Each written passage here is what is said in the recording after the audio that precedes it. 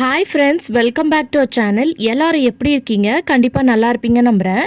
இன்றைக்கி நம்ம சேனலில் டே டு டே லைஃப்பில் நம்ம எல்லாருக்குமே ரொம்ப யூஸ்ஃபுல்லாக இருக்கக்கூடிய கிச்சன் டிப்ஸ் அண்ட் ட்ரிக்ஸ் தான் ஷேர் பண்ணியிருக்கேன். ஸோ வீடியோ ஸ்கிப் பண்ணாமல் ஃபுல்லாக பாருங்கள். அதுக்கு முன்னாடி நீங்கள் இன்னும் நம்ம சேனலை சப்ஸ்கிரைப் பண்ணலைன்னா இப்போவே சப்ஸ்கிரைப் பண்ணிக்கோங்க. கூட இருக்க பெல் சிம்பிளை கிளிக் பண்ணிக்கோங்க. அப்போ தான் நான் போடக்கூடிய வீடியோஸ் உங்களுக்கு நோட்டிஃபிகேஷனாக வந்து சேரும். இப்போ வாங்க வீடியோக்குள்ளே போகலாம். ஃபர்ஸ்ட் டிப் என்னென்னு பார்க்கலாம். மார்னிங் டைமில் நம்ம ஹரிபரியாக வந்து சமைச்சிட்ருக்கும் போது இந்த மாதிரி இட்லி நம்ம ஆஃப் பண்ணிவிட்டு இன்னொன்னா உடனே எடுக்க முடியாது. ஏன்னா அதில் இருக்கக்கூடிய ஸ்ட்ரீம் அந்த சூடோடு நம்ம எடுத்தோன்னா இட்லி வந்து அப்படியே ஒட்டிக்கிட்டு வரும். அதுக்கு இந்த டிப்பை வந்து ட்ரை பண்ணுங்கள். ஒரு அகலமான பிளேட்டில் கொஞ்சம் தண்ணி வச்சுட்டு நம்ம இட்லி தட்டை வந்து இந்த மாதிரி வச்சு விட்டுட்டிங்கன்னா அதில் இருக்கக்கூடிய சூடு ஸ்ட்ரீம்லாம் ஈஸியாக வந்து உங்களுக்கு ரிலீஃப் ஆயிரும். அதுக்கப்புறம் நீங்கள் இட்லி எடுத்துக்கலாம். அதே மாதிரி இட்லி எடுக்கும்போது இந்த டிப்பை ஃபாலோ பண்ணிக்கோங்க. இது நிறைய பேருக்கு தெரிஞ்சிருக்கும், தெரியாமல் பிக்னஸாக இருக்கிறவங்க தெரிஞ்சுக்கோங்க. ஒரு கிளாஸில் கொஞ்சமாக தண்ணி வச்சுட்டு இந்த மாதிரி ஸ்பூனில் தண்ணி தொட்டு நீங்கள் எடுக்கும்போது இட்லி வந்து பார்த்திங்கன்னா உங்களுக்கு ஒட்டாமல் அழகாக வரும். ஸோ நான் ஒரு கையில் ஷூட் பண்ணிவிட்டு எடுக்கிறனால உங்களுக்கு சரியாக வந்து காட்ட முடியல. ஸோ பாருங்கள் இட்லி எவ்வளோ க்ளீனாக ஒட்டாமல் வந்திருக்குன்னு சொல்லிட்டு. கண்டிப்பாக இந்த டிப் யூஸ்ஃபுல்லாக இருக்கும், ட்ரை பண்ணி பாருங்கள். அடுத்த டிப் என்னென்னு பார்க்கலாம். நம்ம கடையிலேருந்து முட்டைலாம் வாங்கிட்டு வந்தோன்னா அப்படியே கவரோடு ஸ்டோர் பண்ணி ஃப்ரிட்ஜில் வச்சுருவோம். இல்லை அந்த கவர்லேருந்து எடுத்து அப்படியே வைப்போம். அப்படி வைக்கக்கூடாது. ஏன்னா நம்ம அரிபரியாக காலையில் சமைக்கும் போது இது வாஷ் பண்ண மறந்துட்டு நம்ம அப்படியே வந்து முட்டையை வந்து கட் பண்ணி சமையலுக்கு ஊற்றும் போது அதில் இருக்கக்கூடிய அந்த ஓடு மேலே இருக்கக்கூடிய அழுக்கெல்லாம் வந்து பார்த்திங்கன்னா அது கூடயே போகும். ஸோ எப்போவுமே முட்டை வாங்கிட்டு வந்தோடனே இந்த டிப்பை வந்து ஃபாலோ பண்ணிக்கோங்க. கொஞ்சமாக தண்ணி ஊற்றிட்டு அதில் வந்து கொஞ்சமாக சால்ட்டு சேர்த்துட்டு ஒரு 5 நிமிஷம் வந்து ஊற வைங்க. அப்படி ஊற வைக்க டைம் இல்லைன்னா உடனே கூட நீங்கள் வாஷ் பண்ணிக்கலாம். இந்த மாதிரி ஊற வைக்கும் போதே அது மேலே இருக்கக்கூடிய எல்லா அழுக்கும் வந்து பார்த்திங்கன்னா உங்களுக்கு க்ளீனாக ரிமூவ் ஆயிரும். அப்படி இல்லைன்னா இந்த மாதிரி ஒவ்வொரு முட்டையும் கை வச்சு தனித்தனியாக இந்த மாதிரி க்ளீன் பண்ணி எடுத்துக்கோங்க. ஏன்னா நம்ம வந்து சமைக்கும் போது அப்படியே வந்து நம்ம உடச்சி ஊற்றும் போது அது மேலே இருக்கக்கூடிய அழுக்கும் அந்த சமையலில் போகும்போது கண்டிப்பாக நம்மளுக்கு வந்து அந்த வைரஸ்லாம் வந்து ஸ்ப்ரெட் ஆக சான்ஸ் இருக்குது. ஸோ இது எவ்வளோ இடத்துலேருந்து நம்மளுக்கு மாறி மாறி வரும். அதனால் கண்டிப்பாக இந்த மெத்தடில் நீங்கள் முட்டையை வாங்கிட்டு வந்தீங்கன்னா இனிமேல் க்ளீன் பண்ணி ஸ்டோர் பண்ணி வைங்க. ஸோ இப்போ பாருங்கள், இது எல்லாத்தையும் ஒன்று ஒன்றா வந்து க்ளீன் பண்ணி வாஷ் பண்ணதுக்கப்புறமா அந்த தண்ணியில் எந்த அளவுக்கு அழுக்கு இருக்குதுன்னு பாருங்கள். உங்களுக்கு பார்க்கும்போதே தெரியும். ஸோ அதனால் எப்போவுமே வந்து முட்டை வாங்கிட்டு வந்தோடனே இந்த மாதிரி க்ளீன் பண்ணிக்கோங்க. அதே மாதிரி முட்டை வந்து நல்லா ஃப்ரெஷ்ஷான முட்டையான்னு கண்டுபிடிக்கிறதுக்கு ஒரு பவுலில் கொஞ்சமாக தண்ணி எடுத்துகிட்டு இந்த மாதிரி அந்த முட்டையெல்லாம் போட்டு விடும்போது முட்டை எல்லாமே வந்து கீழே இருக்கணும்.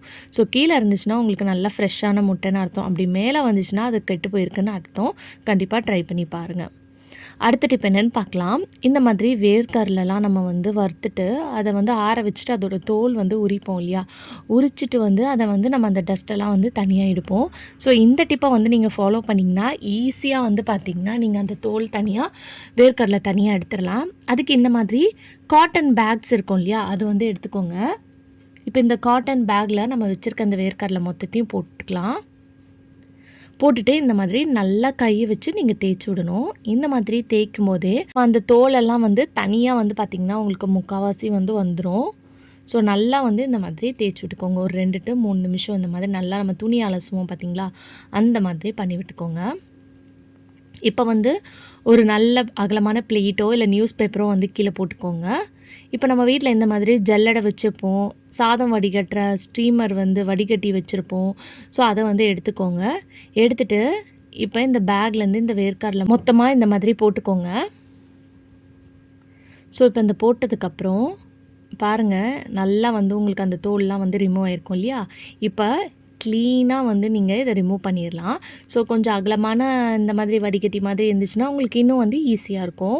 எந்த வந்து பார்த்திங்கன்னா நம்ம ஸ்ட்ரீம் இந்த புட்டுலாம் வேக வைக்கிறதுக்கு யூஸ் பண்ணுவோம் இல்லையா, அதுதான் எடுத்திருக்கேன். இப்போ இந்த மாதிரி ஜெலிக்கும் போதே அந்த கீழே அந்த ஓட்டை வழியாக தனியாக உங்களுக்கு அந்த தோல் மட்டும் வந்துடும். வேர்க்கடலைலாம் வந்து பார்த்திங்கன்னா மேலே இருக்கும். ஸோ சுற்றி இந்த மாதிரி ஸ்ப்ரெட் ஆகாமல் இருக்கணும்னு நினச்சிங்கன்னா நீங்கள் வந்து கீழே நியூஸ் பேப்பர் போட்டுக்கோங்க. நியூஸ் பேப்பர் போட்டிங்கன்னா உங்களுக்கு இந்த பிரச்சனை வந்து வராது. ஸோ பாருங்கள், இப்போ தனியாக எல்லாமே வந்துருச்சு. கண்டிப்பாக அடுத்த டைம் நீங்கள் வேர்க்கடலை தோல் வந்து உரிக்கணும்னா இந்த டிப்பை ஃபாலோ பண்ணிக்கோங்க. அடுத்த டிப் என்னென்னு பார்க்கலாம். நம்ம மிக்ஸி உள்ளெல்லாம் க்ளீன் பண்ணுவோம். அந்த மிக்ஸியோட ஜார் பேக் சைடில் வந்து பார்த்திங்கன்னா அழுக்கு சேர்ந்துருக்கும். ஸோ அதை வந்து 15 days ஒன்ஸ் அதை இந்த மெத்தட் ஃபாலோ பண்ணி க்ளீன் பண்ணிக்கோங்க. அந்த ஜார் பேக் சைடில் அழுக்கு சேர்ந்துச்சுன்னா கண்டிப்பாக மிக்ஸி வந்து பார்த்திங்கன்னா ஜார் வந்து சரியாக அறியாது. ஸோ அதுக்கு வந்து கொஞ்சமாக வந்து பேக்கிங் சோடா, இது கூடயே வந்து நான் லெமன் ஜூஸ் சேர்த்துருக்கேன். நீங்கள் லெமன் ஜூஸ் அப்படி இல்லைன்னா வினிகர் எதாக இருந்தாலும் சேர்த்துக்கலாம். சேர்த்துட்டு ஒரு 10 மினிட்ஸ் வந்து நீங்கள் ஊற வச்சுக்கோங்க. ஊற வச்சிங்கன்னா இன்னும் ஈஸியாக உங்களுக்கு அதில் இருக்கக்கூடிய அழுக்கெல்லாம் போயிடும். இப்போ மிக்ஸி ஜார் எவ்வளோ பிளாக்காக இருக்குன்னு நீங்களே பார்த்துருக்கீங்க. பட் ஆனால் க்ளீன் பண்ணதுக்கப்புறம் அது எவ்வளோ நல்லா கிளியர் ஆயிரும் நீங்களே பார்ப்பீங்க. ஸோ இப்போ இந்த டூத் ப்ரஷ் இருக்கு இல்லையா, பழைய யூஸ் பண்ணாத டூத் ப்ரஷ், அதை வச்சு க்ளீன் பண்ணிக்கோங்க. ஸோ சென்டரில் இருக்கக்கூடிய அந்த ரொட்டேட்டிங் போர்ஷன் இருக்கு இல்லையா, அந்த இடம் வந்து ஃபஸ்ட்டு எவ்வளோ பிளாக்காக இருந்தது, இப்போ நீங்கள் ஸ்க்ரப் பண்ணும்போதே வந்து பார்த்திங்கன்னா நல்லா வந்து க்ளீன் ஆயிரும். இன்னும் அதை ஒரு 10 to 15 மினிட்ஸ் ஊற விட்டிங்கன்னா உங்களுக்கு ஃபுல்லாக வந்து பார்த்திங்கன்னா க்ளீன் ஆயிரும். இப்போ நான் லைட்டாக வாஷ் பண்ணிவிட்டு காமிச்சிருக்கேன். உங்களுக்கு பார்க்கும்போது தெரியும் ஃபஸ்ட்டு எவ்வளோ பிளாக்காக இருந்தது, இப்போ எந்த அளவுக்கு க்ளீனாக இருக்குதுன்னு சொல்லிட்டு. ஸோ கண்டிப்பாக இந்த டிப்பும் வந்து பார்த்திங்கன்னா ரொம்ப யூஸ்ஃபுல்லாக இருக்கும். ஏன்னா நம்ம மிக்ஸி ஜார் உள்ளே தான் க்ளீன் பண்ணுவோமே தவிர இந்த பேக் சைட் க்ளீன் பண்ண மாட்டோம். பட் ஆனால் மிக்ஸி ஜார் உங்களுக்கு வந்து ரொம்ப நாள் வரைக்கும் லைஃப் கொடுக்கணுன்னா இந்த ஜாரோட பேக் சைட்லேயும் வந்து நீங்கள் க்ளீன் பண்ணுறது ரொம்பவே இம்பார்ட்டன்ஸ். கண்டிப்பாக இந்த டிப்பையும் ட்ரை பண்ணி பாருங்கள். அடுத்த டிப் என்னென்னு பார்க்கலாம். நம்ம பீரோவில் நிறைய வந்து சாரீஸு, ட்ரெஸ்ஸஸ்லாம் அடுக்கி வச்சுருப்போம்.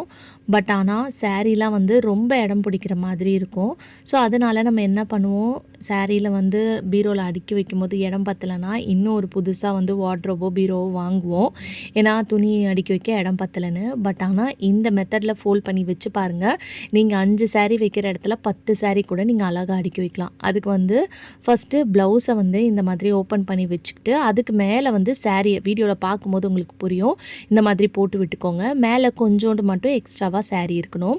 இப்போ இந்த சாரீக்கு மேலே இந்த ப்ளவுஸை போட்டு நல்லா வந்து பின் பண்ணிடணும். அந்த ஊக்கம் வந்து மாட்டி விட்டுக்கணும். பின் மீன்ஸ் அந்த ஊக்கம் வந்து மாட்டி விட்டுக்கணும். இப்போ எக்ஸ்ட்ராவாக சைடில் இருக்கக்கூடிய அந்த ப்ளவுஸோட கை போர்ஷன் எல்லாத்தையும் உள்ளே வர்ற மாதிரி இந்த மாதிரி ஃபோல்ட் பண்ணிக்கோங்க. ஓகேங்களா? இப்போ ஃபோல்ட் பண்ணதுக்கப்புறமா நம்ம கீழே இருக்கக்கூடிய போர்ஷன் இருக்குது பாருங்கள், சாரீ போர்ஷன், இதை வந்து நம்ம ஃபோல்ட் பண்ண போகிறோம். ஸோ கீழேருந்து ஒரு மடக்கு வந்து நீங்கள் மடக்கணும். ஸோ இந்த மாதிரி ஒரு ஃபோல்ட் வந்து பண்ணிக்கோங்க. ஸோ இப்போ இங்கே ஒரு ஃபோல்ட் பண்ணதுக்கப்புறம் மேலே இந்த ப்ளவுஸ்க்கு மேலே வந்து கொஞ்சமாக வந்து நம்ம சாரீ விட்டு வச்சுருக்கோம் இல்லையா, அந்த இடத்துல இருக்கக்கூடிய அந்த போர்ஷனையும் வந்து நம்ம ஒரு ஃபோல்டிங் வந்து கொடுக்க போகிறோம்.